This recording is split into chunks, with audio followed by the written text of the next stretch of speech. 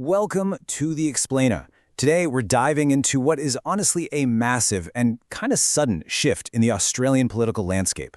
We're looking at a recent Sky News Australia interview with One Nation leader Pauline Hanson, and let me tell you, it reveals this perfect storm of political rhetoric, deep economic anxiety, and some truly shocking polling data. So let's just jump right in and break down exactly what's going on. Okay, let's dive into this. Here's our roadmap for today. First, we're going to look at those bombshell poll results, then the budget backlash that's really fueling this shift, followed by Hanson's stated vision, the whole heated migration debate, and finally, we'll look at how One Nation is mainstreaming its policies. All right, Section 1, the bombshell poll results. To really get what's happening right now, we have to look at the immediate catalyst. Get this. Primary support for One Nation is sitting at an absolutely astonishing 32%. That actually pushes them right past the governing Labour Party, who are sitting at 28.5%. The coalition is trailing way behind at 16.5%, and the Greens are at 11.5%. Now, to put that into perspective for you, at the last election, One Nation secured roughly 6%. 6%! So leaping to the very front of the pack like this, it tells us that something literally seismic is shifting in the electorate's mindset right now. 77 years. Let that sink in. That's how long the coalition held the fair electorate. But One Nation just recently swept in and secured 40% of the vote there, winning a second lower house seat. For Hanson, this historic win is a massive signal to voters. She's basically saying that a vote for One Nation is no longer a wasted vote, and it gives her supporters hope that they can elect outsiders to really hold the government accountable. Moving on to Section 2, Budget Backlash and Economics.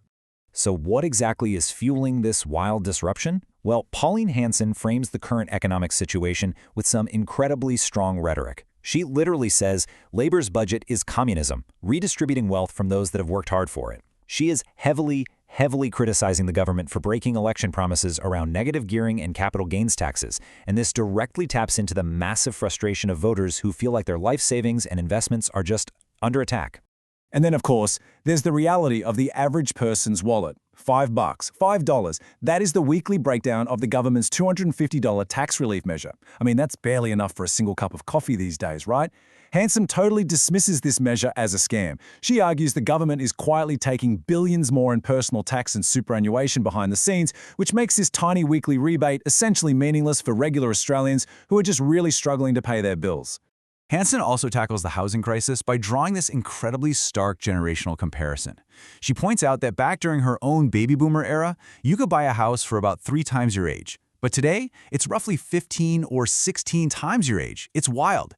She uses this stark contrast to highlight the severe cost of living reality facing younger generations right now. And she criticizes the government's 5% deposit scheme, saying it honestly just pushes young people even further into debt while interest rates keep climbing. Which brings us to Section 3, Hanson's stated vision. Having defined the economic problems, Hanson pitches a specific set of policies as a way to give the Australian people hope again. Her stated domestic vision includes a few key things: allowing income splitting for families to help reduce tax burdens, permitting pensioners to work unlimited hours without it negatively affecting their benefits, which is a huge deal for a lot of people, and heavily investing in future-building infrastructure projects to really generate long-term national wealth. Okay, Section 4, the migration debate. Next, we have to pivot to the absolute core of Hanson's macroeconomic argument. She points to some pretty alarming figures to back up her claim that current government policies are just flat-out failing. She cites that 50,000 small businesses have become insolvent and over 1,400 manufacturing industries have closed down. She uses these specific hard numbers to argue that the government has completely lost control of domestic productivity, and she uses this as the foundation for her most controversial proposals. To fix these economic issues, Hanson is proposing a pretty sweeping set of actions. First up, a total halt to mass migration. She claims high migration is simply being used to artificially prop up the GDP, and that it's directly fueling inflation and driving up those interest rates. Second, she is calling to completely scrap net zero policies, arguing the push for green energy is drastically driving up everyday electricity costs. And finally, she advocates for a strict return to rebuilding domestic manufacturing and agriculture completely free from green restrictions. And finally, Section 5, mainstreaming One Nation. Now we get to what might be the absolute most fascinating part of this whole explainer, the ripple effect that One Nation is having on the broader political landscape.